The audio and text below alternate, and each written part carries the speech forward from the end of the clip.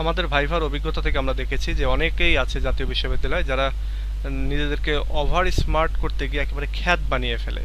হ্যাঁ, যেমন ধরো তুমি পড়ো জাতীয় বিশ্ববিদ্যালয়ে, তুমি পড়ো হচ্ছে মফস্বলের কোনো একটা কলেজে বা কোনো একটা জায়গায়, কিন্তু তুমি ভাইভাতে গেছো কিভাবে? তুমি গেছো হচ্ছে কেটস পরে।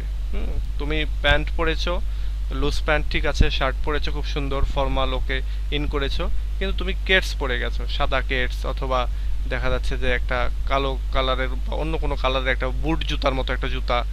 তো ওভারঅল তোমার অ্যাপিয়ারেন্সটা মনে হবে যে মানে সবাই প্রথম চোখটাই যাবে তোমার জুতার দিকে। তোমার এরকমটা মনে হতে পারে যে তুমি হয়তো ভাইবার সামনে একটা টেবিল থাকবে, টেবিলের নিচে তোমার পা থাকবে, তোমাকে দেখতে পাবে না, ব্যাপারটা এরকম না।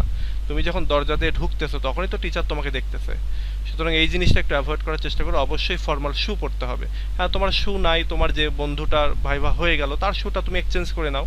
হ্যাঁ, অথবা তোমার আহ, তুমি যে মেসে থাকো, যে হোস্টেলে থাকো, সেখানে যে বড় ভাই বা সিনিয়র যারা রয়েছে তাদের শুগুলো নিয়ে আসো, তুমি সেটাতে হচ্ছে ভাইভা দাও। এটা তো কোনো সমস্যা নাই। কিন্তু আহ, ওই বুট জুতা, তারপরে হচ্ছে তোমার বড় স্নিকার, তারপরে ধরো ওই যে তোমার মানে কেটস, এইগুলো পরে নিজেকে হাসির পাত্র বানিও না।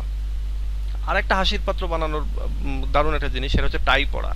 হ্যাঁ ভাই, এটা জাতীয় বিশ্ববিদ্যালয়ে আসলে এটা চলে না।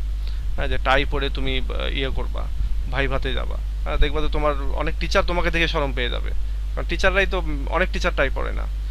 তো এইটা হতে পারে তোমার ওই প্রাইভেট ইউনিভার্সিটিগুলো বা অন্যান্য আরও অনেক ইউনিভার্সিটিতে হতে পারে, বাট জাতীয় বিশ্ববিদ্যালয়ের কলেজগুলোতে আসলে টাই চলে না। যদি কোনো টিচার প্রেফার করে তাহলে এটা তার একান্ত ব্যক্তিগত প্রেফারেন্স, কিন্তু আসলে জাতীয় বিশ্ববিদ্যালয়ে টাই চলে না। তোমরা একটু চেষ্টা করবে যে টাই না পড়তে।